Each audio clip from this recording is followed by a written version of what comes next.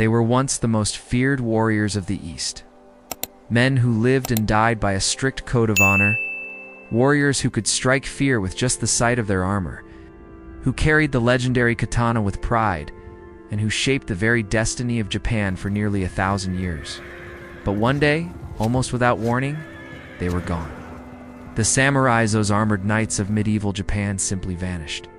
How could a class so powerful, so dominant in politics, war, and culture, disappear so suddenly? The answer lies in a dramatic story of tradition colliding with modernity, of swords meeting rifles, and of a nation forced to choose between its past and its future. This is the story of the fall of the samurai. To understand their disappearance, we must first go back to who the samurai really were. In the popular imagination, samurai are often portrayed as noble knights, living by an unbreakable code of honor called Bushido. And while this image contains truth, the reality is far more complex. The samurai were not just romantic warriors of legend. They were a social class that dominated Japan for centuries, a class that mixed politics, military service, and aristocracy into a unique blend of authority.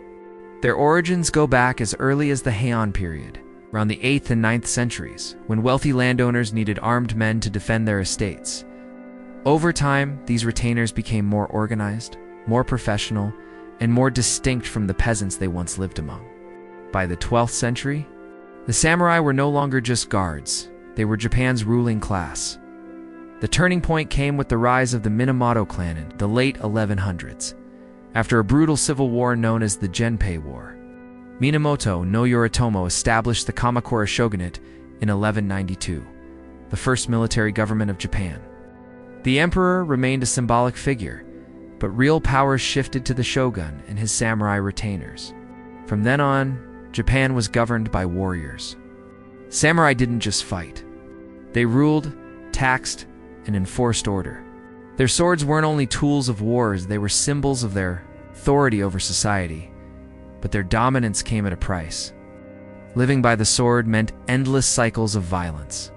Japan became a land of constant civil wars, clan rivalries, and shifting alliances.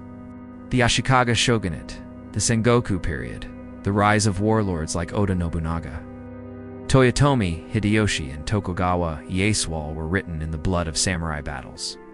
Yet it was precisely through this chaos that the samurai forged their reputation.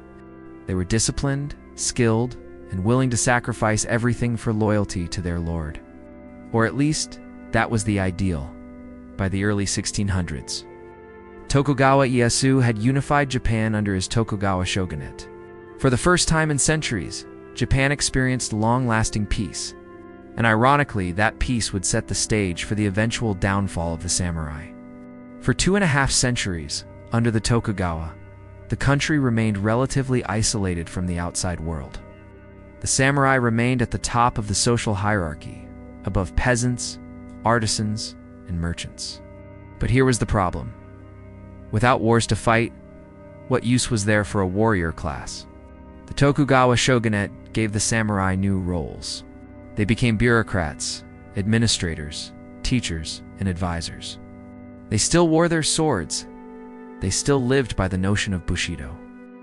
But increasingly, their lives resembled that of civil servants more than battle-hardened fighters. They were paid stipends by their lords, but many fell into debt.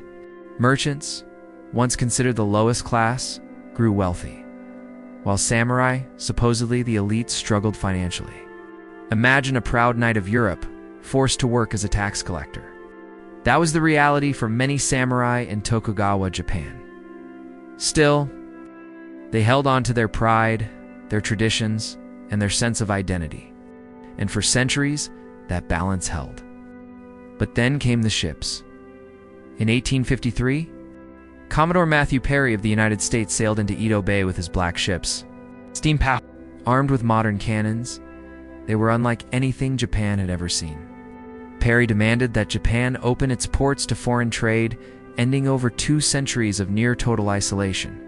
The Tokugawa shogunate was caught off guard.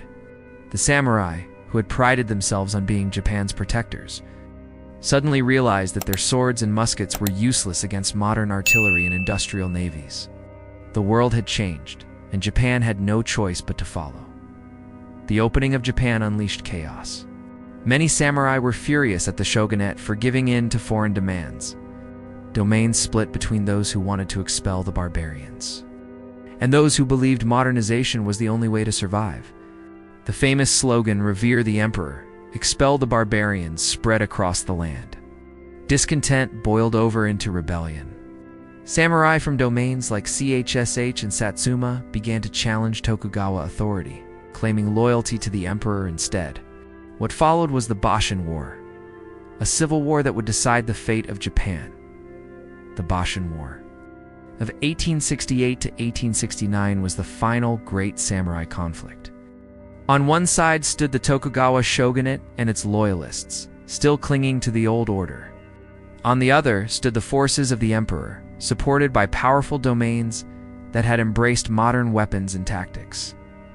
It was samurai versus samurai, but not on equal terms.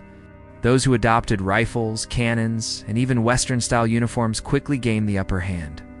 The iconic Battle of Toba Fushimi near Kyoto saw shogunate forces routed, in part because the imperial side had imported modern artillery. The message was clear: the age of the sword was ending in 1868. The emperor was restored to power in what became known as the Meiji Restoration. The Tokugawa shogunate was abolished, and Japan began a rapid program of modernization. But modernization meant dismantling the very system the samurai depended on. The new government introduced universal conscription, creating a modern army that recruited from peasants, merchants, and commoners. The samurai monopoly on warfare was over. Their stipends were gradually reduced, then abolished. Their right to carry swords in public, the very symbol of their identity, was outlawed in 1876. Imagine centuries of tradition, authority, and pride stripped away by a government decree. For the samurai, it was not just a political change. It was an existential crisis. Some samurai accepted the new order, finding roles as teachers, soldiers, or officials in the modern state. Others, however, resisted. The most famous resistance came in 1877 with the Satsuma Rebellion, led by Seigo Takamori, often called the last true samurai. Saigo had once been a key supporter of the Meiji government, but became disillusioned with its rapid westernization. He gathered thousands of disaffected samurai and rose in revolt. At first, they fought with traditional weapons, relying on their swords and their Bushido spirit. But against a modern conscript army equipped with rifles and artillery, they stood little chance. After months of brutal fighting, Seigo and his followers were crushed. The age of the samurai had ended in blood.